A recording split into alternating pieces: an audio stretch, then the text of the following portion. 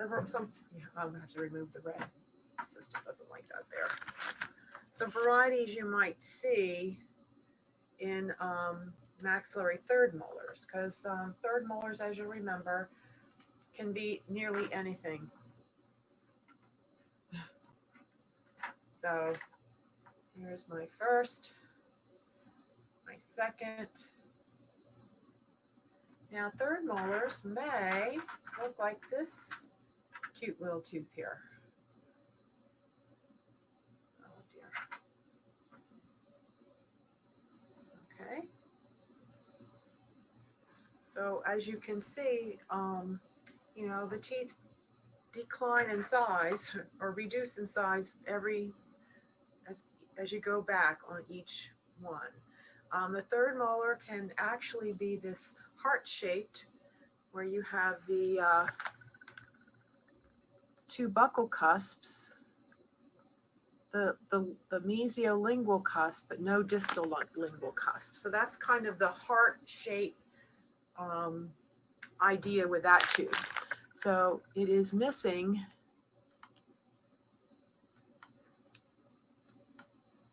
the distolingual cusp here. On the second molar, it also has a reduced distolingual cusp, you know, quite reduced on this particular tooth. And on the third molar, I mean, on the first molar, you see, you know, that distolingual cusp is quite, that distolingual, it looks like distobuccal, right? That's distobuccal. The distolingual cusp is over here. So let me move that out of the way. I think you're seeing my drawing.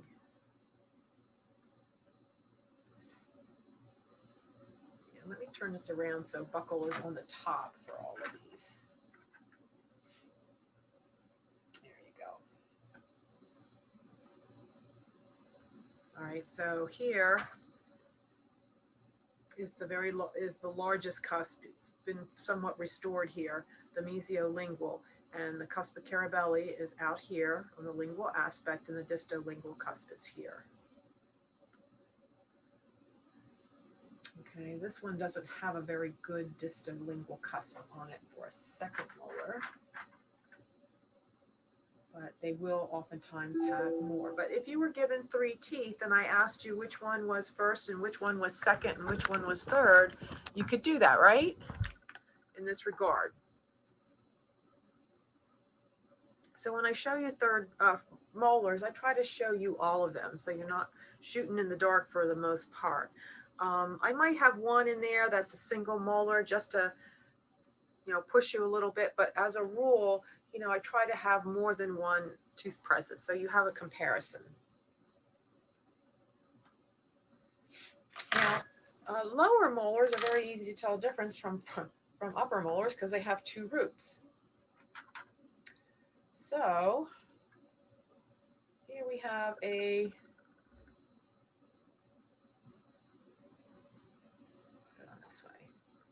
beautiful lower first molar. The buccal aspect is up here toward the top of your screen, okay? So I'll try drawing this. I do have colors, yes. So here's the mesiobuccal cusp. Here is the distobuccal cusp. And here's your little distal cusp, the third cusp on this buccal aspect of this tooth. And then there's just a mesiolingual and distolingual cusp here on the lingual aspect. All right. I'm going to show you another lower first molar in comparison. I can find it. Wait a minute.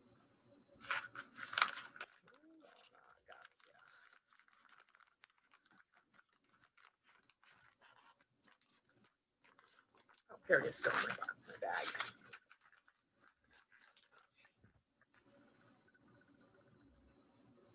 Okay. And this is from a bigger person, obviously. It is exactly the same tooth. So that the mesial is over here with this largest mesio-buccal cusp. There's your distobuccal cusp and your distal cusp. And then there's two lingual cusps I've recreated here. All right. The groove patterns on this tooth are important because we use this tooth in classifying occlusion using the angle system. So you do need to know the grooves on this tooth, okay? So let me try this one, see if it's a thinner line. Here is your mesio-buccal groove.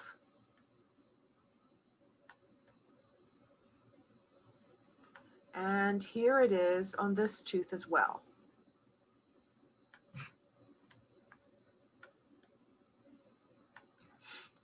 Okay, the distobuccal groove is here and here.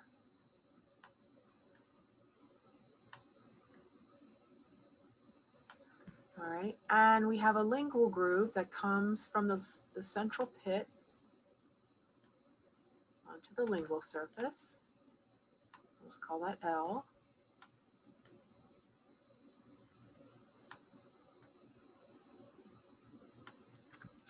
Okay, and there's a central groove that goes across the occlusal surface here.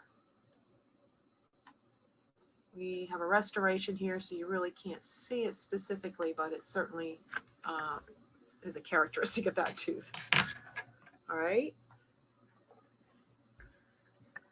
Now, what I'm going to do is take the tooth over. Now, so knowing, oops, let me erase all those.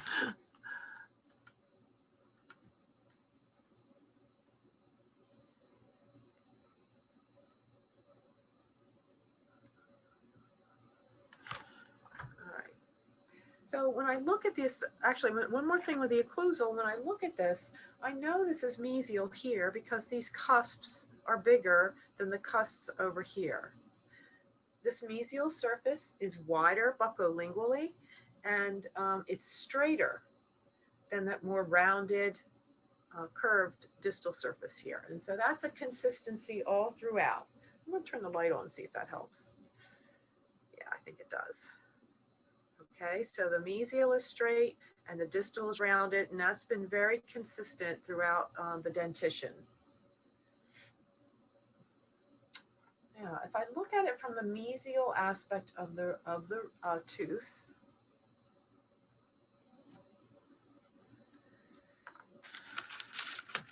right? One of the characteristics is the buccal cusps are over toward the middle third of the tooth here. Okay, there's a big buccal cervical ridge here. You can see. Lean this over a little bit. All right, you see this buccal cervical ridge. So the height of contour is in the cervical third of the tooth. The lingual height of contour is going to be in the middle third of the crown. Okay, so the lingual height of contour is here, and the buccal height of contour is here in the cervical third. So all facial and buccal heights of contour lie in the cervical third of the facial surface on every single tooth, all right? In the posterior, all lingual heights of contour are in the middle third.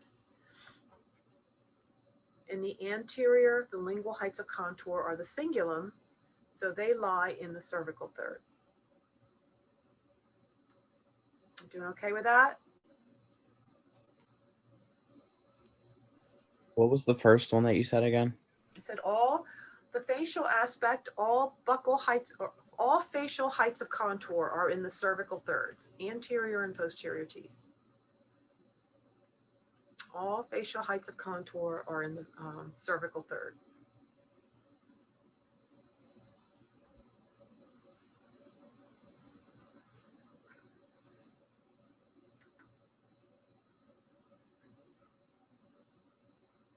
All right, any other questions? Now here on this mesial aspect of this root is a very important longitudinal depression you need to know, okay? And it is this area all down along here.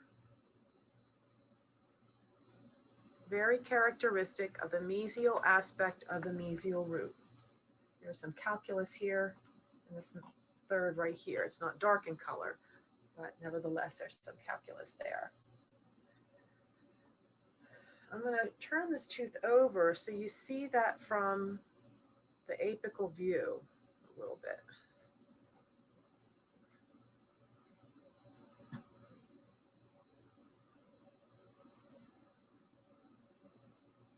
Try to hide the crown a little bit. There we are. There we go. So you can see really the depth of that depression. It's not just a little depression on this root. So that's very important one to know about. You may be asked about that on your board. You will definitely be asked about that on my test.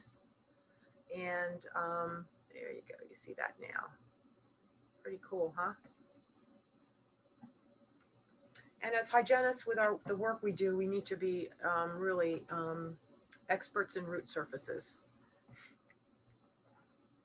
On the distal aspect of the crown, I turn the tooth over.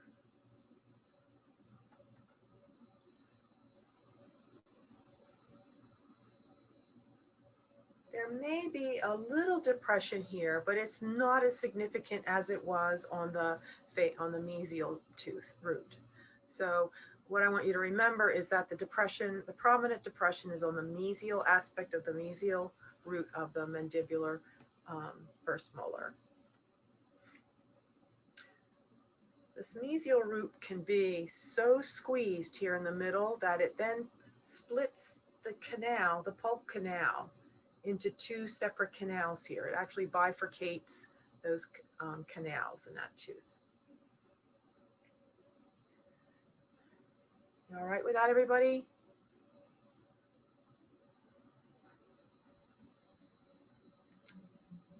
Okay, so I'm going to turn this over. And this tooth is an excellent example of these beautiful widespread roots. And I know I'm looking at the buccal because I see 1, 2, 3 cusps. Now, the furcation, we talked about these teeth having short root trunks.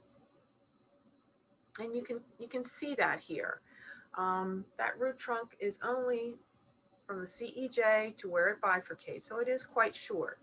And it won't take much bone loss or gum tissue attachment loss before you might go under the gum and actually feel that depression with your instrument.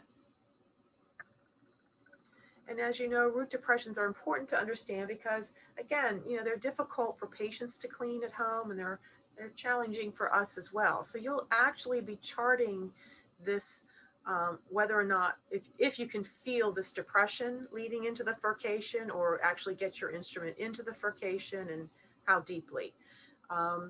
It's something that you should note on your records so that when you see your patients each visit, you know to instrument that site very carefully and debride of any deposit. So it's just that gradual root depression that leads into that buccal furcation. Okay, if I turn it over, and again, you're kind of seeing how significant that mesial root depression is. It almost looks like there's 2 roots here as I roll this tooth over here. So I turn this over. Also on the lingual aspect, all right, you'll see or feel if the patient gets a little loss of attachment here into that depression, right there. You feel it as it leads into the furcation. So you can appreciate that if you think about the gums being like right here. Oh, where'd the tooth go? Okay. And if you have to instrument under there, you might, you'll develop the tactile sensitivity to be able to feel that. And certainly on that image I showed you in our PowerPoint, where there is that little piece of black calculus right there in the middle of the root of the molar after the tissue healed, it's sitting in that root depression is exactly where it is. So it was just kind of smoothed over there. Okay, so any questions about those? So any furcation a tooth has, there's going to be this gradual root depression on the trunk that leads into that. I don't know if I have a good example. Some of these molars are kind of ratty, but that's a classic indication of getting near the furcation involvement. Here's the maxillary first molar again. And again, if I just use my explorer here, there's that depression right there. So if I'm feeling that on the mesial aspect of the tooth, I know if I'm not reaching into the furcation now, you know, I have to make sure my patient's home care is optimal so that we prevent bacteria from collecting here in between the teeth and causing, you know, patients to lose more bone into that furcation. All right, the mandibular second molar. Let me find my sample here.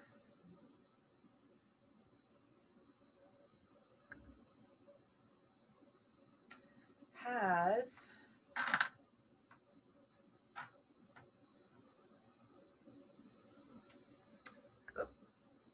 wrong wax, there we go. A crisscross groove pattern. So there's grooves going this way and a groove going this way to form that cross shape of grooves on the occlusal surface. That is one ugly tooth, isn't it? This one tends to have a lot of decay in it. You see the broken down pits here, a lot of stain, and actually there's calculus on the occlusal of this tooth as well, covering a bit of it. So this tooth has a central groove across the midline of the tooth here, and then it has a buccal groove coming over onto the buccal aspect, and there is a pit or decay in this groove or pit right here on the buccal aspect. And then opposite the buccal groove is the lingual groove that goes directly from the central pit toward the lingual surface and onto the lingual surface a bit. It is not as pronounced on this tooth as the buccal groove is, but it is there. You see a little tiny groove coming over here, and that's the lingual groove.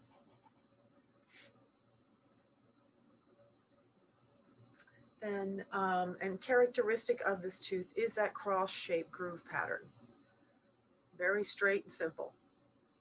So do know your grooves, all right, for your test. Okay, any questions so far? Okay, that's a pretty simple tooth there. It's a good, nice, easy tooth now. But the simple tooth then makes it a little more difficult to tell buccal and lingual, honestly. But what I know is that these, the lingual cusps are taller and pointier than the buccal cusps are. Now, that's not a huge difference here, but it is there. Okay, you can see these are a little more flat than those. All right, and these have the cervical height of contour. That tells me that these are buccal, and this has the height of contour in the middle third, telling me that that's lingual.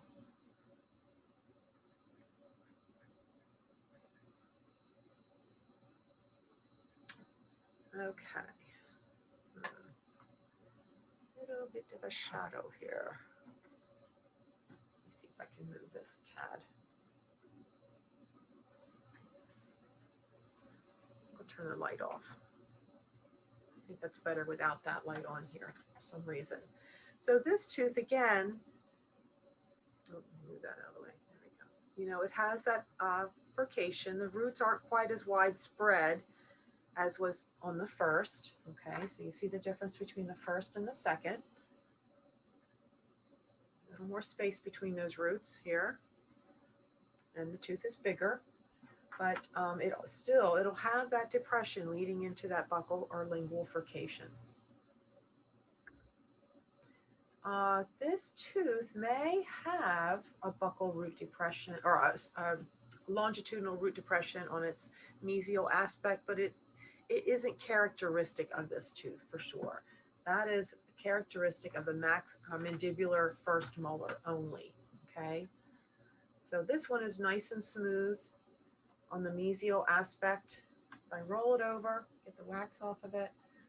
On the lingual surface, again, I have that depression here leading into the furcation.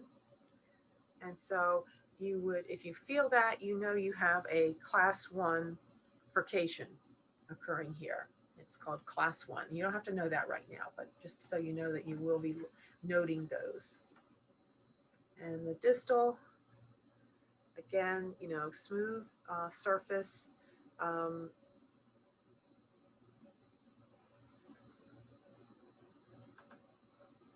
The distal cusps are shorter than the buccal cusps, you know, and so that marginal ridge here is closer to the CEJ.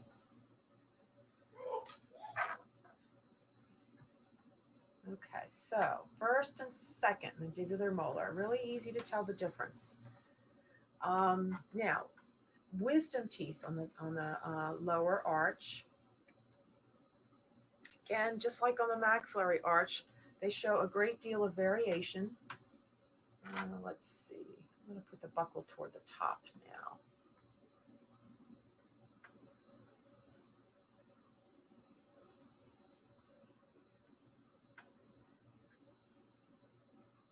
Now this is a pretty big wisdom tooth, isn't it?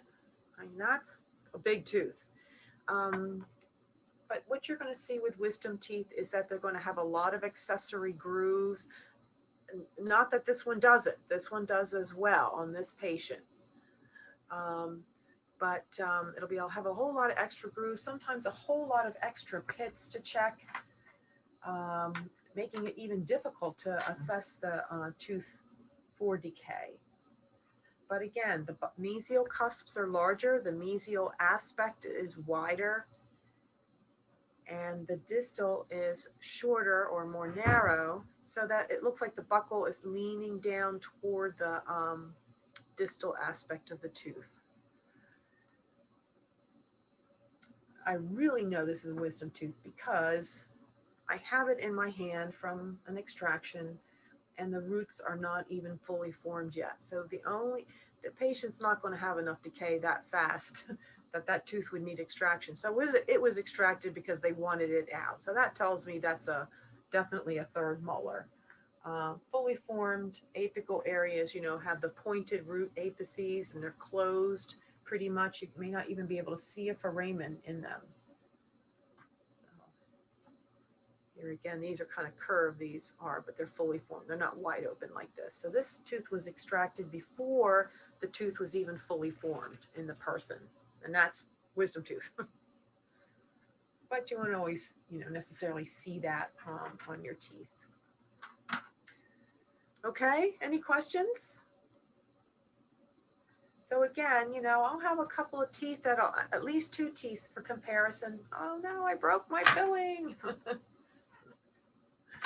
That's all right, I can fix it.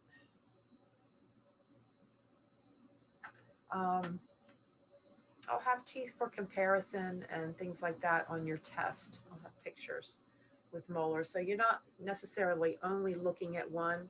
There may be some with just one, just to have a harder question, but not as a rule, okay?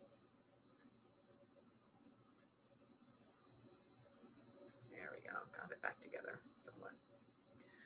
Okay. So those are the mandibular molars. Now, what I'm going to do is go through some models and talk about occlusion.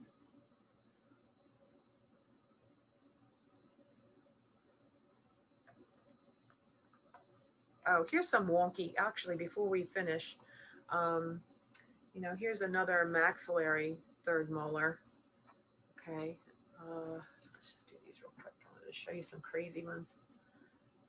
Mandibulars can be crazy too, believe me. All thirds, minds of their own. Again, you see, you know, a lot of grooves, kind of that heart-shaped form. Here's a third molar. It has from the maxillary arch. Again, a very strange shape. Again, a lot of irregular grooves on it. This one even has a little cuspicarabelli, actually, which is pretty amazing. But when I roll it over and you look at the roots, what you see is they're almost wispy looking. You know, they've got these like melted wax look to them. So very thin, thin roots. There's even a fourth root on this maxillary third molar right here, little mini fourth root. So we go from a very conical root where all the roots are fused to roots that may be really quite widespread as they are in this third molar. Again, odd coronal shape, a lot of extra grooves and pits and fissures. And you see those roots are just really widespread. So you might see that, although typically they tend to get closer and closer together, those roots, as we go from first to second to third, so that our third molar root, you know, is often very conical in shape, like these two.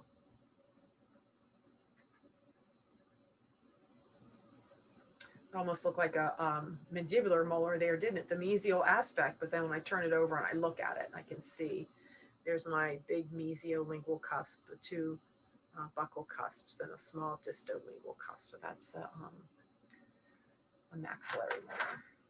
Here's one that's got partial root fusion in between. Okay, it's got a furcation here. It's all fused on this side together. And was that the first furcation we looked at? Yeah, so it's almost, you see these two, uh-oh, my video stopped. Oh, there we go. You see these two roots here have fused together, but this third one is singular over here. So there's all kinds of varieties in these third molar teeth.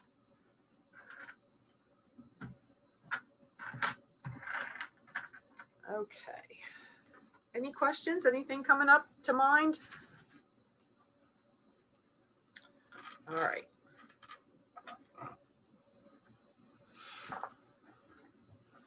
So what I'm going to do here next is look at some models of occlusion and have you determine what the occlusion is. Let's start with one here.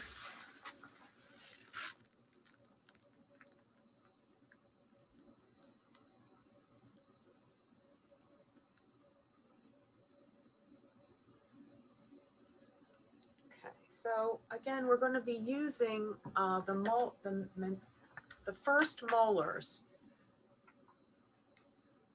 to determine the Angles classification of occlusion on our patients.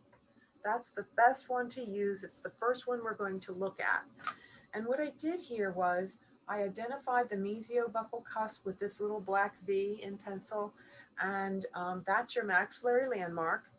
And then the mesiobuccal groove of the mandible I've identified with a pencil mark line to help you see. So if the patient is a class 1, that mandibular landmark will be right in line with that maxillary landmark. But you clearly see it is not, right? So what would that classification be? Is it a 1, a 2, or a 3? Just turn the light out again and see if you see that better. Would it be 2?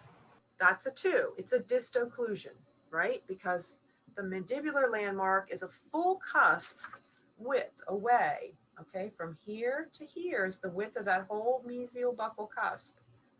It's a full cusp width away from the maxillary landmark. So on the patient left here, he's a 2. Now, if we look at the anterior occlusion,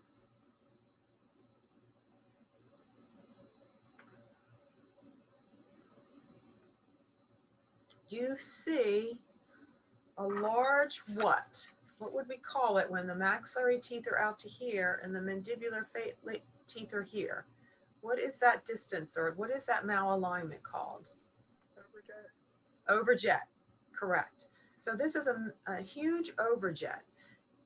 So that's a class 2 division .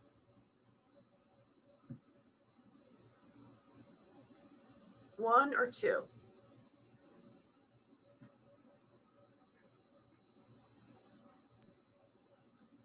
Okay, so that's a division 1. That's what we would expect with a big class 2 malalignment, where the mandibular teeth are so far posterior to the maxilla that they're like, you know, buck teeth here. All right, there's that huge overjet. Now, interestingly, on this side, we don't have a lower first molar. Let's see, does that work better if we do it this way? Hold on. Some red wax back there. All right, now you see that. Okay, so our first molar is missing down here on the lower arch. So I can't use the molars in this case. So on this side, we have to go and we have to look at the canine occlusion. So here is maxillary canine. Okay, I'll give you that hint. What is that occlusion?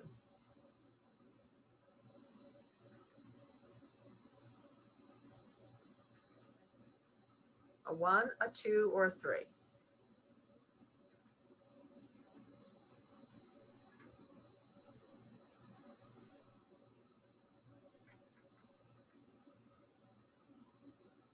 Would that be a 2?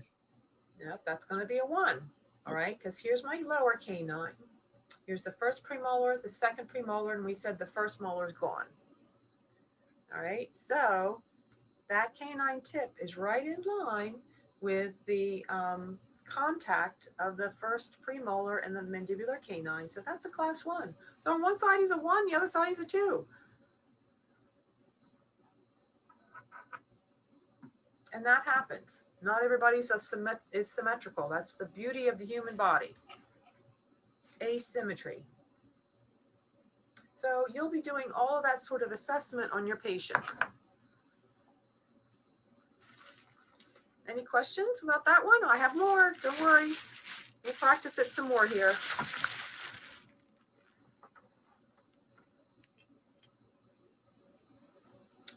Okay, here is a model. And what is that angles classification of occlusion on this patient left? A 1? That's a 1. The mesiobuccal, that cusp of that molar, is right in line with that buccal groove or mesiobuccal groove of the mandibular molar. Remember, we call the mesiobuccal just buccal for short. Perfect.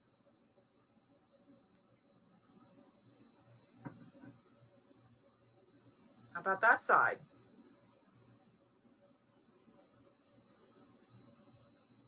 Let me try to get the light just right. What's that classification? Is it class 1 tendency to 2? Well, it's a class 1 huge tendency to 2, or a full class 2 even, it could be called, I think, even Oh, because, okay. but I see what you're saying. You're being very particular about that cusp tip here, right? Let me get my Mm-hmm. instrument. So I appreciate that. No worries. I would accept both in clinic. I wouldn't take the student down on that, okay? Because they had the right direction here. So here it is right here. You might say that's not quite a full cusp off. And there's your groove back here where that cusp should be hitting. So it's a distal occlusion on this side.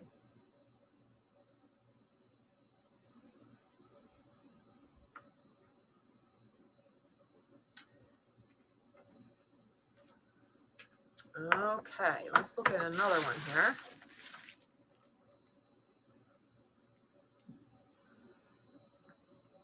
This is a giant model. These are all models that students have made on their patients. We're not real particular about the obviously the trimming here like they are at the base. You guys are going to learn how to trim beautifully at the base. Okay, so what is the occlusion on this side? And I have the landmarks marked for you.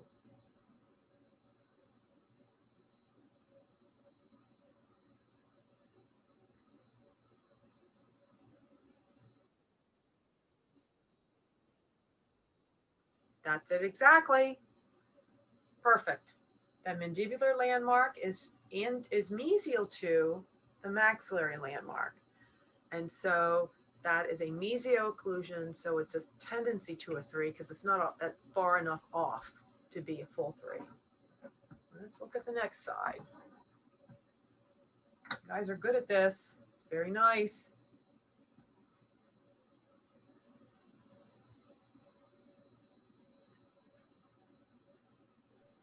Their third molars come in.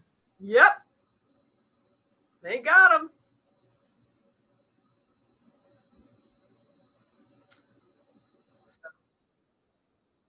Well, it could be. It's either that or a very big tendency, okay? So I think the middle of the cusp is about right here. So I might go with a tendency to a 3. It looks like the cusp is distally placed here, but I think that's just wear, that cusp tip has worn off. And if I do look at the occlusal, I do see some wear on that area. But so again, still a class, pretty strong tendency. This you can see on here, and I just noticed this, honestly.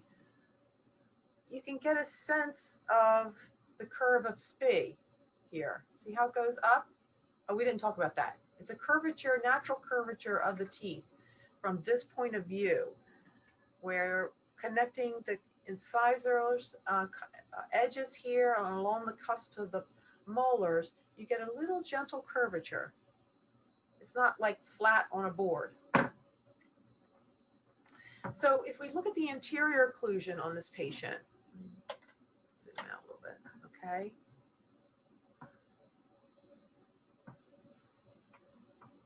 Is that the light on? Light off.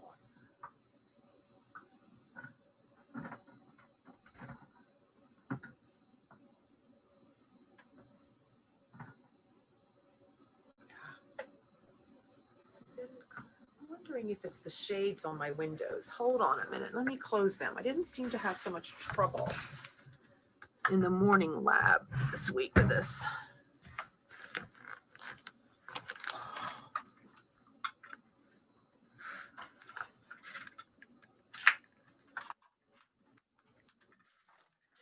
Let's do that. Let's see if that helps.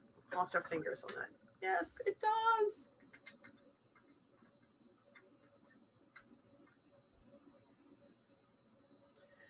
So you see how these front teeth come together here, okay? So, that helped that much enough. For some reason I put my hand here, it makes a difference, doesn't it? That way. So, as you might expect with a class 3, we have an anterior edge-to-edge bite here, okay? The edges are hitting right on top of one another here. So it's an edge-to-edge bite. Little even edge-to-edge right here with the laterals and the mandibular canine with the maxillary lateral, and with the maxillary canine and the mandibular canine. See, they're hitting really right edge-to-edge here, all the way here as well.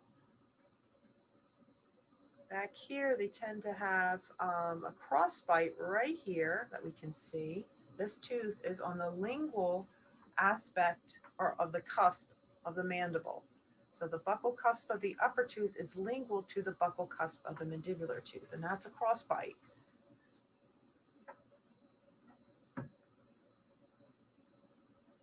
Okay, let's see what else we have here. We have in the posterior, instead of an edge to edge, it's called end to end. So here, these cusps are not overlapping one another. They're just sitting on top of one another. So that's an end to end bite. And back here, you see a more natural situation where the buccal cusp lies over the buccal cusp of the mandible. The buccal cusp of the maxilla is over the buccal cusp of the mandible. Same thing here, buccal cusp over buccal cusp of the mandible, kind of overlaps it. So all kinds of things going on here with this one. Even a little anterior crossbite here too. The maxillary lateral is edge to edge with the mandibular lateral.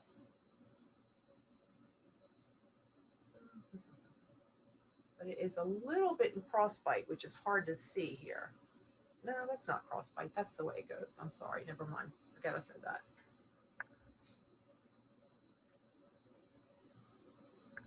Okay.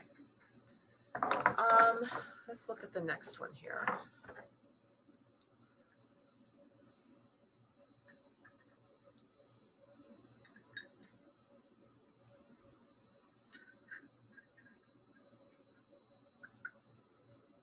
Did we ever look at that? No, I don't think so. So here again, what's your occlusion on this side? I'm not sure if I showed this already. Seems like I did, but.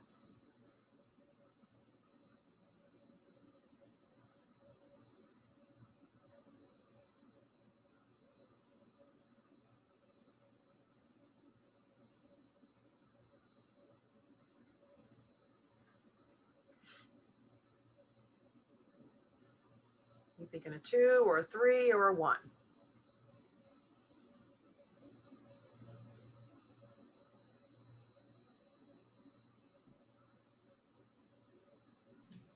Class 1, tendency to 3. Tendency to 3, you say? Okay, so here's my maxillary landmark. My mandibular landmark is distal to it. So that's going to be a tendency towards a 2. Okay. Because it's a distocclusion. Kind of fooled you up here with the anteriors being really tight, didn't it? Mm-hmm. Yeah, that's right. So sometimes they don't follow the rule. They haven't read those teeth haven't read the book. Are they missing a premolar? Pardon me? Are they missing a premolar? No, they got them all. There's on this side, you mean? Yeah. This is actually, well, you're right. They're missing a premolar there. Good eye. And they're missing one over here. Probably for ortho. Well, it's kind of weird because usually they take out premolars from both the upper and the lower. I don't see them often doing just one arch. Do you guys, is anybody working ortho? Huh, interesting. Not sure about that one. But he's also he's a class 1 tending towards a 2 on the other side as well. Pretty big tendency, but that groove that you see is a bit distal to the mesiobuccal cusp of the maxilla. Okay, so also what we have here, I have a model that shows you what happens when teeth are, like the first molar is lost. This is actually a bubble in the stone. It's not a broken tooth or anything, but you see the long axis of this molar is really leaning into the space left from the permanent mandibular first molar. It should be parallel to this tooth. And so it's far from it. And you also see, it's not up in the occlusal plane either of the premolar teeth. So they've lost a lot of vertical height in their occlusal stability here. Okay. On this side, same thing. Lost the first molar, maybe even the second. I'm not sure if this is a third or a second. It could be a third. And again, literally leaning in there. And the gingiva just bunches up right here. And again, they lose some of the vertical stability of the posterior teeth when teeth are lost like this. But so unfortunately, one of my jobs I feel when I'm as a hygienist in practice is when the doctor says, well, you can get a root canal or you can have that tooth extracted. Which would you rather do? Well, after the doctor leaves, I always explain to them, what is the value to you of saving the tooth if you possibly can? And then if you do have it extracted, to get it replaced or, restored in some way so that you don't start to have shifting of teeth. So again, here is the second maxillary molar leaning in to the space left from the first. And it too, you see, is really, lost some of the height support that it could provide as well. So all kinds of things. And then, once people start really losing their back teeth and their front teeth splay out because they're not built to tolerate that type of occlusal force. Okay, any questions about occlusion? You will have some images of models of occlusion or photographs of patients to look at and classify for your test for your practical.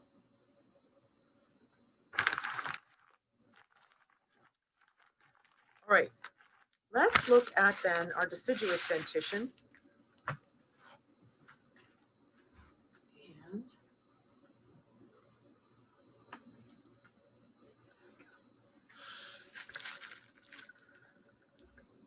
where did I put that? Oh, here it is. Oh, there it is. Okay. And what I'll do with the deciduous teeth is, I'll take pictures and then I'll say something like, these teeth are the same tooth types. They're, both molars, but they're from different dentitions. So if I can somehow show you a tooth from various sides and surfaces on this test somehow, I'm not sure how that's going to work, but I'm going to give it a try. So here is a tooth. It is a molar. It's a lower molar because it's longer mesio to distal than it is buccal to lingual, and it has two roots, mesial root and a distal root. So there is that molar. Maybe the clear is better.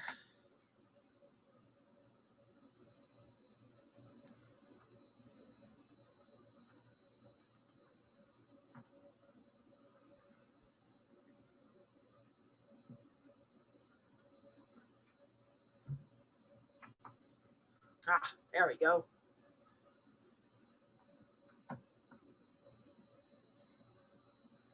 Okay, so it has 3 buccal cusps that are there, a little hard to see, but nevertheless there. So there's a mesiobuccal cusp, a distobuccal cusp, and a little distal cusp. And it has a very tall mesial aspect here and short distally. And if we look at it from the occlusal view, some sticky wax.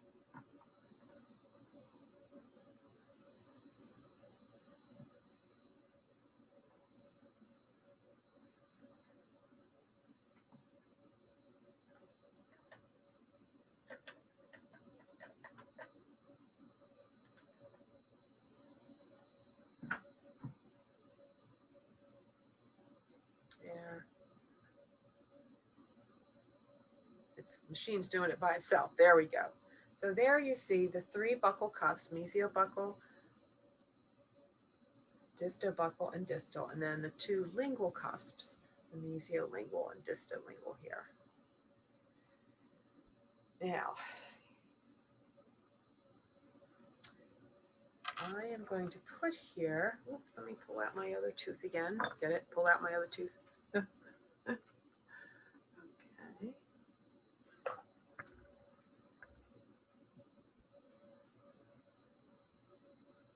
There is a permanent first molar, 3 buccal cusps, 2 lingual cusps. So in say an 8-year-old child, this deciduous tooth is going to be just anterior to this one in the dentition because it's there holding the place for the developing permanent premolar. And so you could see it could be very difficult to tell them apart in a person's mouth, a child's mouth. So it's very important to start from the midline and name your teeth when you have children, tweens, in this case, 10-year-olds or so, because you want to look at the central incisor, lateral incisor, canine. Then the next tooth is either going to be a permanent premolar or a deciduous first molar. The one after that is going to be either a permanent second premolar or a deciduous second molar. And then the next tooth behind that would have to be a first permanent premolar. That's non-succedaneous. But you can maybe get an idea of, I had a student who I sat down, I checked her patient. She said, the doctor has approved sealants on all first permanent molars. I'd say he was about 9 years old. And, I looked, I said, okay, great, go ahead. She calls me over a little while to check her sealants. She said, I placed the sealants and I looked at the first permanent molars. I couldn't find them. Not on anyone. I'm thinking, are they so thin and tiny? I'm just not seeing them. Or is it clear? I can't see it. I just couldn't figure it out. And then suddenly it dawned on me. She had sealed the second deciduous molar, not the permanent first molars. She put those, protective sealants on, which is fine. It's not harmful, but it's not exactly what he needed at that point. He needed those first molars sealed. Fortunately, it was her cousin. So, I don't think the mother was too mad at her. So that's the characteristic. The first deciduous molars are little tiny blobs. Now let's look at the maxillary. And this is pretty cool too.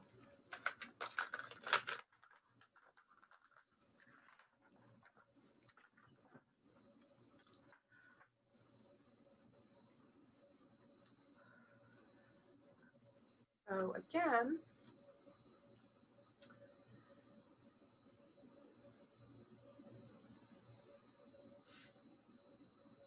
here's a first molar tooth, a beautiful first molar.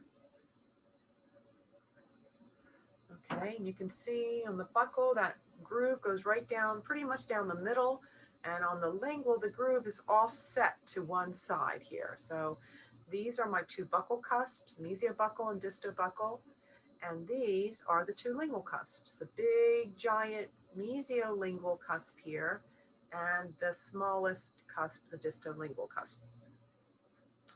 Now, this is a deciduous second molar. There is a permanent first molar.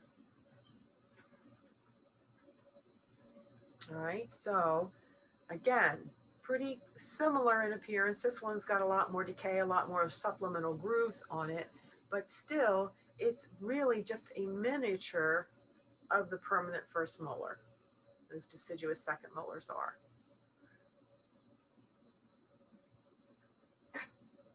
When you look at the roots,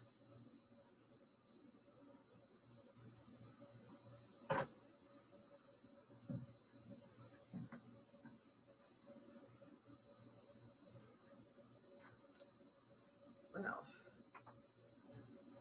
you get an idea of what I mean when I say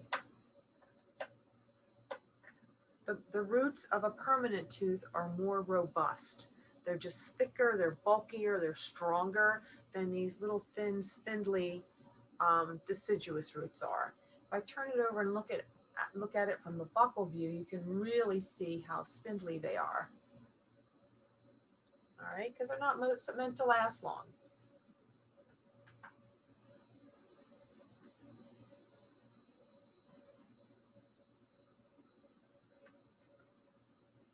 So usually when I have deciduous teeth, it's just the crowns because the tooth fairy gave them to me. But I guess this tooth had a problem. Either there does appear to be a cavity in it. I see a dark, no, not in this one. That was supposed to be the lower one. But, this root is partially broken down. These others are not. Maybe, the premolar was not erupting straight. And they took it out to try to enable it to do that. But again, you just see the nature of the roots and how powerful these roots are compared to those little spindly ones on the deciduous molar. But again, they're going to be right next to each other in the dentition of a 9-year-old, 10-year-old maybe, and you really have to be on your game and know the difference. Any questions about those? Okay. So let's go to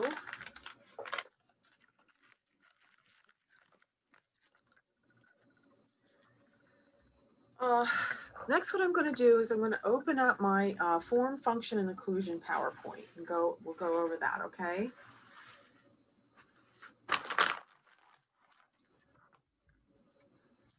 And as we talk about it, I will, go back to the Elmo here to look at some things to help clarify for you.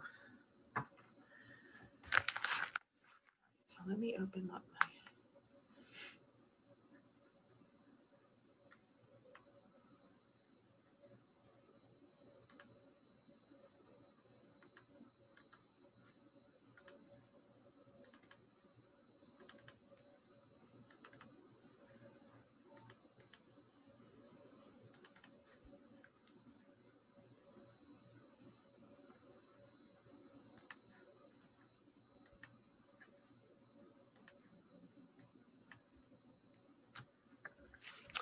Okay, so here, I love the beginning. Again, this is one of my favorite pictures from